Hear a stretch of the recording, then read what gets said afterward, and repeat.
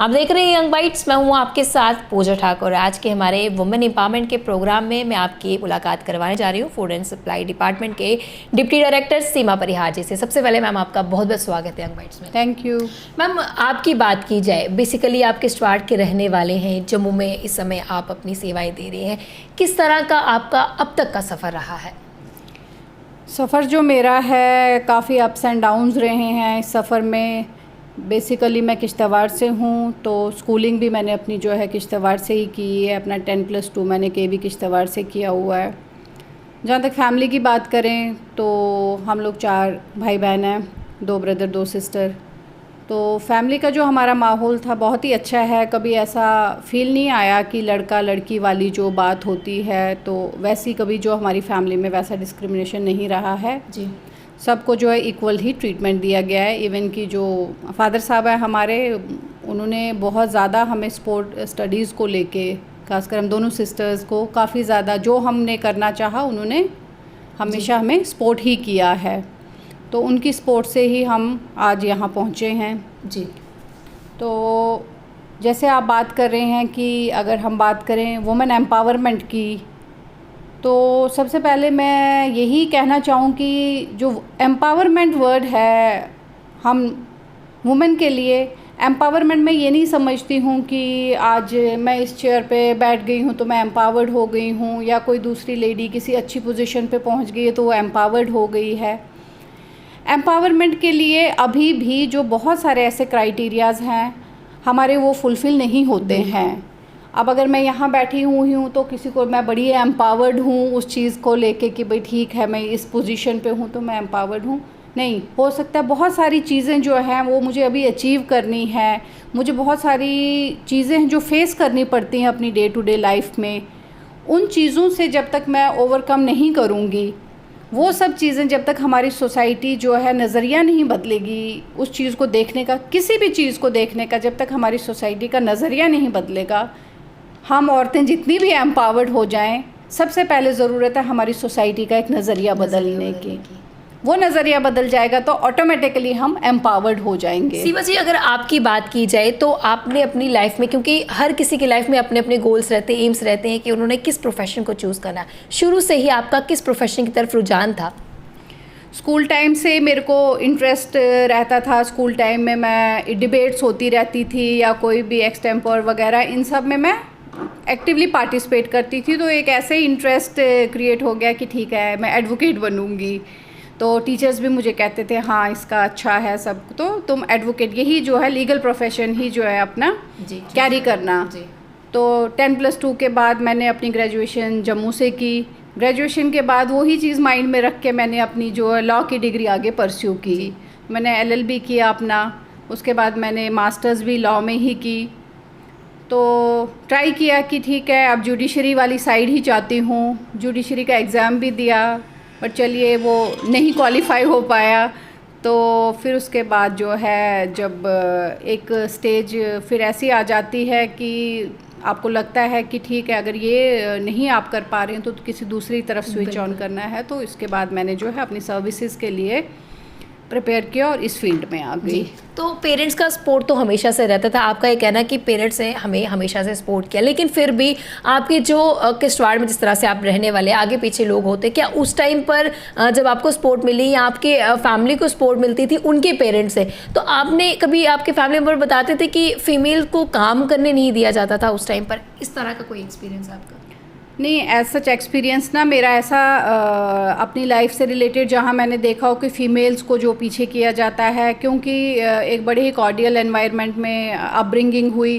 Father साहब NHPC में job करते थे, तो ऐसा हमारा था कि माहौल ही हमारा, हम क्वार्टर्स में रहते, कॉलोनी थी वहाँ, तो वहाँ पे लोग जो थे वो ज़्यादा बाहर के ही थे, सब NHPC के जो भी एम्प्लॉयज़ थे। तो सबका वैसा नज़रिया, किसी सब वेल एजुकेटेड लोग थे तो नज़रिया वैसा किसी का भी नहीं, तो वैसा देखने में नहीं मिला। अपना फ्रेंड सर्कल भी जो था, ऐसा कभी लड़का लड़की में जो वो डिस्क्रिमिनेशन वाली चीज़ आई नहीं कभी, तो वो चीज़ कभी फील हुई नहीं। सबसे पहली पोस्टिंग आपकी कहाँ हुई और जब आपको पता लगा कि मेरी पोस्टिंग यहाँ है, और किस तरह की नर्वसनेस, एक्साइटमेंट थी? जो सबसे पहले मेरी पोस्टिंग हुई वो रूरल डेवलपमेंट में एज अ BDO, किश्तवाड़ का एक एरिया छात्रू ब्लॉक है, तो वहाँ पे हुई। तो जब मेरी पोस्टिंग वहाँ पे हुई तो जो किश्तवाड़ हमारी डिस्ट्रिक्ट है, किश्तवाड़ डिस्ट्रिक्ट का सबसे बड़ा ब्लॉक उस टाइम छात्रू ब्लॉक था। तो जब वो मुझे दिया गया, हाँ तब मुझे कहीं वो चीज़ फील मतलब अपनी तरफ से फील नहीं हुई, बट हो सकता है वो सोसाइटी की तरफ से मुझे फील करवाई गई कि भाई ये फ़ीमेल है तो इसको इतना बड़ा ब्लॉक दे दिया चलाने के लिए, ये नहीं चला पाएगी, अब इस टाइम नहीं हो पाएगा इससे।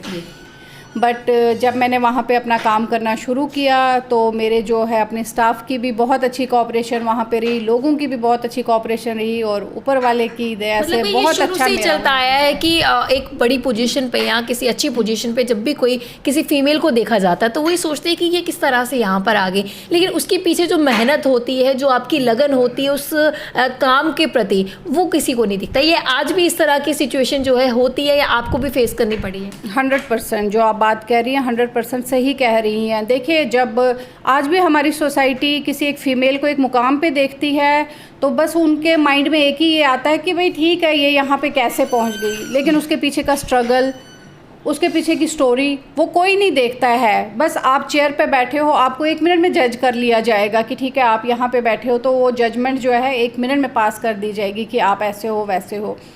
बट उसके पीछे की जो स्टोरी है, उसके पीछे का स्ट्रगल है, उस चीज़ को कोई नहीं देखता है। तो तभी मैंने आपको कहा कि वुमेन एम्पावरमेंट, जब तक हमारी जो सोसाइटी का देखने का नज़रिया, सोचने का नज़रिया नहीं बदलेगा, हम लोग चाहे जितना भी अपने आप को एम्पावर्ड करना चाहें, फिर भी जो सोसाइटी है कहीं ना कहीं हमें वो पीछे खींचने में लगी रहेगी। हम अपने आप को 100% जो है एम्पावर्ड जो है आज भी नहीं कह सकते हैं। सबसे पहले हमारी जब भी किसी अच्छी पोस्ट पर किसी फीमेल को देखा जाता है, खास तौर से अगर हम रिमोट एरियाज़ की बात की जाए, तो उनको ये लगता है कि ये फीमेल है, ये क्या कर सकती है। बेशक वो कैपेबल भी होगी उनकी प्रॉब्लम सॉर्ट करने के लिए। वो तो आप जो भी कह रही हैं ना बिल्कुल सही कह रही हैं। जैसा मैंने आपको पहले भी बोला कि जब एक फ़ीमेल को इवन कि देखते हैं काम करते हुए तो उसके साथ बड़ी सारी वो चीज़ें जो हैं उसको टैगिंग कर दी जाती है, उसके साथ टैग कर दी जाती है बहुत सारी चीज़ें कि नहीं ये नहीं कर पाएगी, या जब आपको पोस्टिंग मिलनी होती है नहीं ये कैसे, इसको कैसे मिल गई पोस्टिंग। बहुत सारी चीज़ें वहीं से जो है प्रिजम्पशन शुरू हो जाती है कि कैसे मिल गई अच्छी पोस्टिंग है, फीमेल को अच्छी पोस्टिंग कैसे, तो अलग-अलग जी। और फील्ड पोस्टिंग खासकर मिल जाए तो आपको पता है फील्ड में जाना, काम करना वो एक टफ़ जॉब रहता है। लेकिन मैंने हमेशा अपने जॉब में 100% करने की कोशिश की है कि ये कोई ना बोल सके कि एक फ़ीमेल है तो इसने जो है कहीं पे भी अपनी सर्विसेज पूरी तरह से लोगों की जैसे सोच रही, आप उसी के साथ आगे बढ़ते रहे। आपने सोचा कि उनकी सोच इस तरह से जब तक बढ़ेगी तब तक देखा जाएगा, लेकिन आपको आगे बढ़ना और आप आगे बढ़ के रहिए। अभी तक आपकी कितनी जगह जो है पोस्टिंग हुई और सबसे अच्छा एक्सपीरियंस आपका कहाँ का रहा है? अभी तक मेरी, जैसे मैंने सबसे पहले रूरल डेवलपमेंट में आपको बोला, फर्स्ट पोस्टिंग मेरी छात्रू में हुई। देन रूरल डेवलपमेंट में ही मैंने 1 ईयर BDO ठाठरी दिया। थोड़ी देर मैं BDO नागसनी किश्तवाड़ में ही रही। फिर मेरा डिपार्टमेंट चेंज हो गया, ये फूड सिविल सप्लाईज़ में मैं आई एज अ AD मैंने 5 महीने रियासी में दिए हैं। उसके बाद फिर पोस्टिंग मेरी वापस किश्तवाड़ में as a AD। Then 1 year मैंने यहाँ जम्मू में एज अ AD मिल दिया है फूड डिपार्टमेंट में ही। फिर दोबारा रोटेशन के बाद मैं हैंडीक्राफ्ट डिपार्टमेंट में गई हूँ, वहाँ पे मैंने 4 इयर्स जो है एज अ हैंडीक्राफ्ट में काम किया है। देन प्रमोशन के बाद अभी यहाँ पे मैं as a deputy director food civil supplies वापस आई हूँ। सबसे अच्छा एक्सपीरियंस आपका कहाँ का रहा है, इतनी जगह पोस्टिंग जहाँ भी हुई है आपकी? सबसे अच्छा वैसे तो मिला जुला ही एक्सपीरियंस है हर जगह का, बट जो कहते हैं ना फर्स्ट चीज़ जो होती है, फर्स्ट पोस्टिंग जो होती है वो ज़्यादा मेमोरेबल रहती है। तो फर्स्ट पोस्टिंग मेरी जो BDO छात्रू रही है वो मेरे को अच्छी मेमोरीज देती है। हाँ। हर किसी की लाइफ का ना एक प्रोफेशन के साथ साथ एक स्किल रहता है। कुछ लोग उस स्किल को आगे बढ़ा पाते, कुछ नहीं बढ़ा पाते। कि आपकी लाइफ में भी ऐसा कोई आपकी हॉबी है जिसे आप अभी तक अपने साथ लेके चल रही हैं? नहीं, ऐसा कोई मतलब स्पेसिफिक हॉबी तो नहीं है, बट कोई ऐसी चीज़ जो मतलब कभी अकेले में हो, कभी फुर्सत हो तो करना पसंद हो? फुर्सत ऐसा जब लेडीज़ जो इस मतलब मुकाम पे पहुंच जाती है ना तो फुर्सत की बहुत हमारे पास थोड़ी कमी हो जाती है, क्योंकि यहाँ से जब हम घर पहुंचते हैं तो हमारा वही फिर है, बच्चों को देखो, अपना जो हाउस होल्ड का बाकी सारे काम देखो, तो फुर्सत अपने लिए निकालना जो है वो थोड़ा मुश्किल हो जाता है। बट जब भी कभी फुर्सत मिलती है तो मेरी जो फ्रेंड्स हैं मैं उनके साथ जो है हम अपना टाइम जो एक साथ स्पेंड करते हैं। कभी ऐसा हुआ प्रोफेशनल लाइफ और पर्सनल लाइफ के बीच में क्लैश आने की मतलब कि प्रॉब्लम हुई? फैमिली को भी मतलब कि पूरा बैलेंस करना, अपनी प्रोफेशनल लाइफ को भी बैलेंस करना कितना ज़्यादा डिफ़िकल्ट रहता है? देखिए, डिफ़िकल्ट तो कुछ नहीं होता, थोड़ा सा टाइम मैनेजमेंट की बात होती है कि जब हम टाइम मैनेजमेंट से हर चीज़ करते हैं, हर चीज़ को आपने प्रायोरिटी पे किस चीज़ को रखना है, एक आपने उसी तरीके से अपना सब सेटअप करके रखा है कि मैंने किस चीज़ को किस तरीके से करना है, तो फिर कोई प्रॉब्लम नहीं होती है। प्रायोरिटीज़ आप अपनी देख लीजिए कि अगर आप वर्क प्लेस पे हैं तो वहाँ पे भी अपनी प्रायोरिटीज़ देख लीजिए, घर पे हैं तो वहाँ पे भी अपनी प्रायोरिटीज़ देख लीजिए, दोनों को बैलेंस आप करके सफल चलना। तरीके से अपना काम कर पा रहे हैं, सबसे बड़ा श्रेय किसे देते हैं? सबसे बड़ा श्रेय तो फैमिली है, साथ में फैमिली है, वो लोग सपोर्ट कर रहे हैं तो तभी मैं काम कर पा रही हूँ यहाँ पे जो है, क्योंकि जब आपका घर अच्छे से चल रहा है, वहाँ पे बच्चे उनकी कोई देखभाल कर रहा है अच्छे से, तो आप वर्क प्लेस पे अपना टाइम दे पा रहे हो, अच्छे से काम कर पा रहे हो। हमारे मीडियम से जितने व्यूअर्स आपको देख रहे हैं आज के प्रोग्राम में, क्या एक मैसेज सभी व्यूअर्स के लिए देना चाहिए? मैं सभी व्यूअर्स के लिए एक मैसेज यही देना चाहूँगी, खासकर अपनी फीमेल्स जो हैं, मैं उनके लिए यही मैसेज एक देना चाहूँगी कि हमें जो है कभी किसी एक के बोलने से, हम एक इंडिविजुअल हैं, एक इंडिविजुअल पर्सनैलिटी, हम किसी को खुश करने के लिए नहीं आए हैं दुनिया में, एक ही बार अपनी लाइफ मिली है, अपने तरीके से जियो, अपनी शर्तों पे जियो, किसी के कहने से अपनी लाइफ को जो है, हम किसी के कहने से चलें या किसी इंडिविजुअल को खुश करने के लिए अपनी लाइफ जिएं, वैसा मत करें। अपनी लाइफ जो है अपने तरीके से जिएं, क्योंकि हमें एज ए इंडिविजुअल ऊपर वाले ने हमें इस दुनिया में भेजा है, तो हमें भी उसी पूरी जो है क्षमता के साथ भेजा है जिससे दूसरे बंदे को भेजा है, तो इसलिए अपनी लाइफ अपने अकॉर्डिंग जिए। बहुत बहुत धन्यवाद हमारे साथ जुड़ने के। तो आज के वुमेन एम्पावरमेंट के प्रोग्राम में हमारे साथ सीमा जी जुड़े थे, जिन्होंने काफ़ी खूबसूरत मैसेज सभी महिलाओं के लिए दिया और ये कहा कि अपनी लाइफ अपनी तरीके से जिए और तभी आप आगे बढ़ सकते हैं। अगले बड़े लेकर फिर मैं हाजिर होंगी, तब तक के लिए आप देखते रहिए यंग बाइट्स। फिर जर्नलिस्ट राजीव गुप्ता के साथ मैं पूजा ठाकुर, यंग बाइट्स, जम्मू।